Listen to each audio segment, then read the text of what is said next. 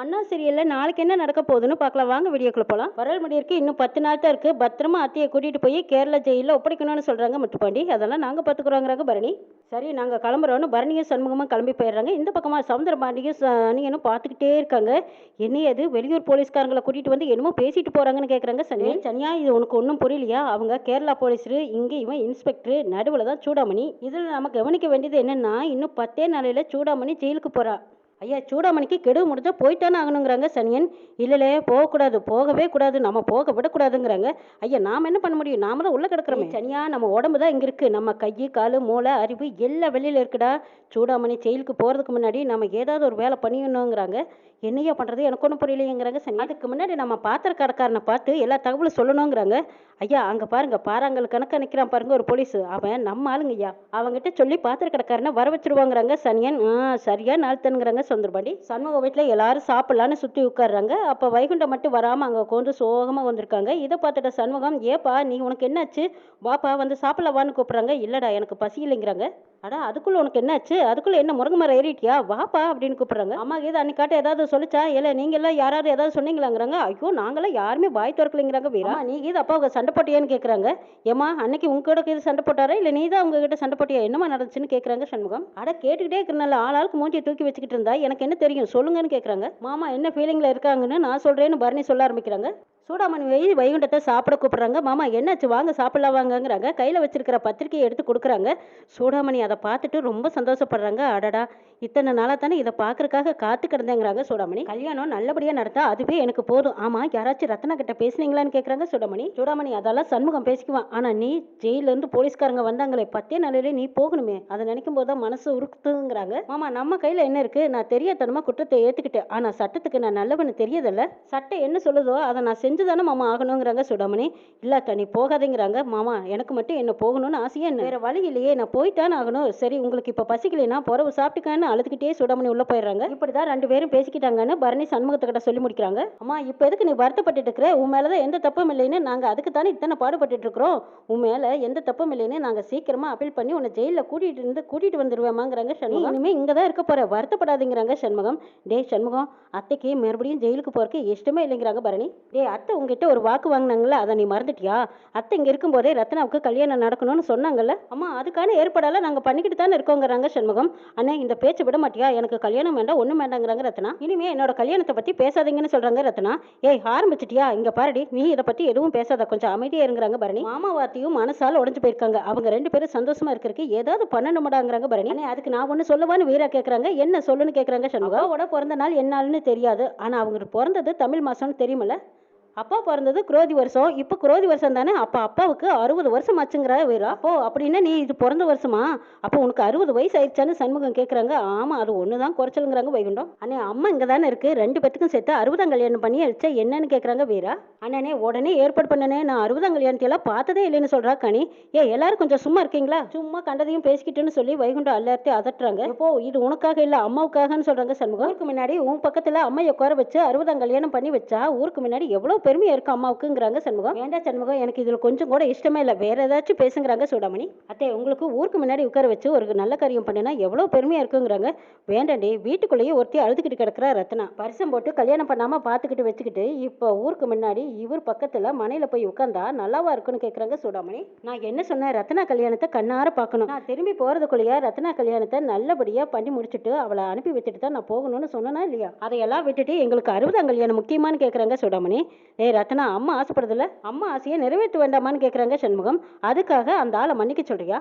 முடியாதுண்ணே, அந்த ஆளை நான் மன்னிக்கவும் மாட்டேன், எனக்கு இந்த கல்யாணமும் வேண்டாம்னு ரத்னா அழுதுகிட்டே உள்ள போயிடுறாங்க. ரத்னா இப்படி பிடிவாதமா இருக்காளே, பெத்ததாயி ஒரு பிள்ளைக்கு கல்யாணம் பண்ணி பார்க்கணும்னு நினைக்கிறது தப்பான்னு கேட்குறாங்க சூடாமணி. அம்மா இப்போ என்ன உனக்கு, ரத்னா கல்யாணத்தை நடத்தி பார்க்கணும் அவ்வளவுதானே, எல்லாம் நான் பார்த்துக்கிற விடுங்கிறாங்க சண்முகம். சவுந்தரபாண்டியும் சனியனும் பாத்திரக்காரரை எதிர்பார்த்துட்டு இருக்கிறாங்க. என்னலே சனியா நீ அனுப்பினாலும் பாத்திரக்காரங்கிட்ட தகவல் சொல்லியிருப்பானா, இன்னும் பாத்திரம் வந்துருவானான்னு கேட்குறாங்க. ஐயா அதெல்லாம் சொன்னால் சரியா தான் சொல்லியிருப்பான். சரி பெண்ணுங்க ஐயா பாத்திரக்காரரை வச்சு சூடாமணியை போட்டு தள்ள போறீங்களான்னு கேட்குறாங்க சனியன். பாத்திரக்காரனை வச்சு ஒரு கரப்பாம்பூச்சி கூட கொல்ல முடியாது. அவ ஒரு கோமட்டை. சூடாமணியை நான் தான் கொல்ல போறேங்கிறாங்க. ஐயா அவ பாட்டுக்கு ஜெயிலுக்கு கிடக்க போறா. அவளை கொண்டு உங்களுக்கு என்ன ஐயா ஆக போகுதுங்கிறாங்க சனியன். சூடாமணி செத்தானா எனக்கு நிம்மதி கிடைக்கும். அவ இருக்கிற ஒவ்வொரு நாளும் எனக்கு நிம்மதியே இல்லாம நான் அழுத்துக்கிட்டு தான் இருக்கணும். நிம்மதியே கிடைக்காதுங்கிறாங்க சவுந்தரபாண்டி. அதுக்காகத்தான் வெளியே போகணும்னு துடிக்கிறீங்களான்னு கேட்குறாங்க.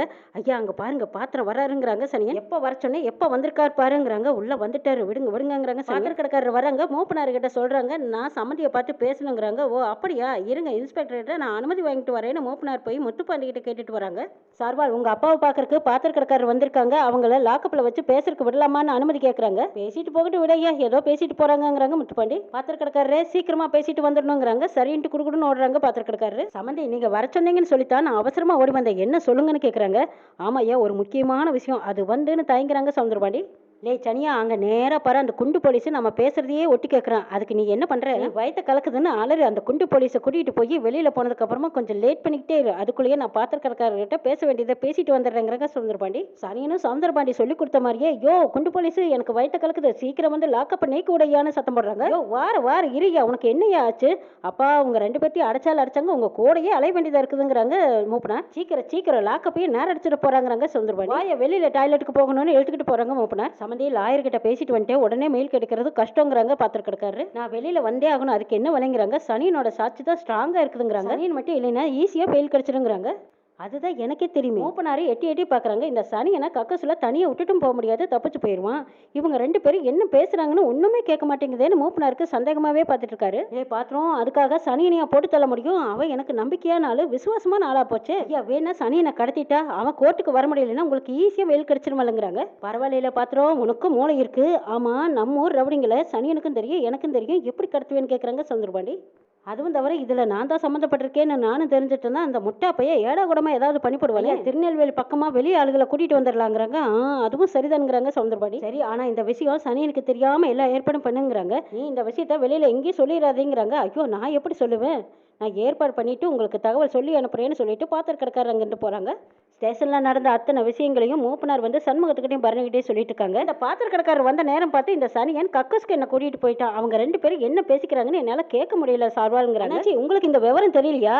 அவங்க என்ன பேசிக்கிறாங்கன்னு கேட்டுக்க கூடாதுன்னு தான் சனியனை வெளியே அனுப்பி வச்சு அவனுக்கு உங்களை காவலா வச்சிருக்காங்கன்னு சொல்றாங்க சண்முகம். அடப்பாவிகளா, இதுவும் பிளான் தானேன்னு கேட்கறாங்க மூப்பனா. அப்படி என்னதாண்டா பிளான் போட்டிருப்பாங்கன்னு கேட்கறாங்க பரணி. ஏதோ தப்பா இருக்குது, ஏதோ பெருசா பிளான் பண்றாங்கன்னு வேணா எனக்கு தெரியுது டாக்டர் அம்மாங்கிறாங்க. டேய் எங்க அப்பா பத்தி எப்படி யோசிக்கணும்னு தெரியாது, ஆனா நிச்சயமா அவர் இதுல தப்பிக்கிறதுக்கு ஏதோ ஐடியா பண்றாங்கன்னு சொல்றாங்க பரணி. இல்ல பரணி உங்க அண்ணக்கார் எப்படி, அவனாவது நல்ல புத்தியில இருப்பானா இல்ல டக்குன்னு உங்க அப்பா புத்திக்கு மாறிடுவானான்னு கேக்குறாங்க. டே அவனையும் கணிக்க முடியாதுடா. ஒருவேளை அவ இதே மாதிரி ஸ்டெடியான மனசோடவே இருந்தாலும் அப்பா அவ சமாளிக்க அவனால முடியாது. அவனையால சீக்கிரமா அப்பா அவனை முட்டாளாக்கிடுவாரு. டே பரணி அதுக்காக ஜெயில போய் நாமளா காவல் காக்க முடியுங்கிறாங்க சண்முகம். டே இல்லடா மூப்பனாரே, அவர் எந்த கோர்ட்டுக்கு கூட்டிட்டு போவாங்கிறாங்க. சனி ஞாயிறு கோர்ட் லீவ் இல்லைங்கிறாங்க. லாக்கப்ல இருந்தா குளறுபடி பண்ணுவாரு, ஜெயிலுக்கு போயிட்டாங்கன்னா நிம்மதியா இருக்கலாங்கிறாங்க பரணி. ஆமாலே பரணி, அந்த ஆள் ஜெயிலுக்கு போகலன்னா நான் தான் அவரை பரலோகத்துக்கு அனுப்பி வைக்கிறாங்க சண்முகம்.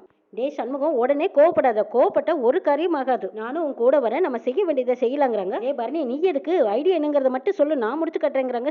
உனக்குள்ள ஒரு மிருகம் இருக்கு, அது மிருகம் மாதிரி திருப்பிடுற, நான் இருந்தா தான் அதை கட்டுக்குள்ள கொண்டு வர முடியும். எது செஞ்சாலும் நம்ம ஒன்னாவே செய்யலாம், என்னை தனியா வேண்டான்னு மட்டும் சொல்லாதடா சண்முகம். நீங்க தகவல் சொன்னதுக்கு ரொம்ப நன்றிங்கிறாங்க பரணி. சார்வால் ரெண்டு பேரும் பார்த்து கவனமா இருங்க, நான் ஸ்டேஷனுக்கு போறேன்னு சொல்லிட்டு மூப்பனார் போறாங்க. சண்முகம் பரணி ரெண்டு பேரும் பாத்திர கடைக்காரர் பார்க்க போயிருக்காங்க. பாத்திர கடைக்காரரும் அப்பதான் ரவுடிங்களை திரட்டிக்கிட்டு இருக்காங்க. ஆளுகளை திரட்டிட்டேன், சனியனை மொத்தமா முடிச்சிடலான்னு பேசுறாங்க. கரெக்டா சண்முகம் வந்துட்டாங்க. அதுக்கு முன்னாடி உன்னை முடிக்கிறேன் பாருன்ட்டு வராங்க பரணியும் சண்முகம். பாத்திரம் எனத்தை உருக்கிக்கிட்டு இருக்கிறேன்னு கேக்குறாங்க. லே சண்முகம் இங்க இருக்கு வந்து கேக்குறாங்க. வாழ்க்கையில எவன் வந்தாலும் தூக்கி போட்டு மிதிச்சிருவன் ஜாக்கிரதைங்கிறாங்க சண்முகம். ஏய் சண்முகம் ஏன் இடத்துக்கு வந்து என்னையே மிரட்டியா, உன் குடும்பத்தை சும்மா விட மாட்டேன்னு சொல்லி வாய் மூடாதுக்கு முன்னாடி பலார்னு பல்லு உழுவுற மாதிரி அடிக்கிறாங்க சண்முகம். தப்பிச்சா போதுமடா சாமின்னு பாத்திர கடைக்காரர் எடுக்கிற ரோட்டும் இன்னும் என்னெல்லாம் நடக்க போகுதுங்கிறதையும் நாளை சொல்ல பார்க்கலாம்.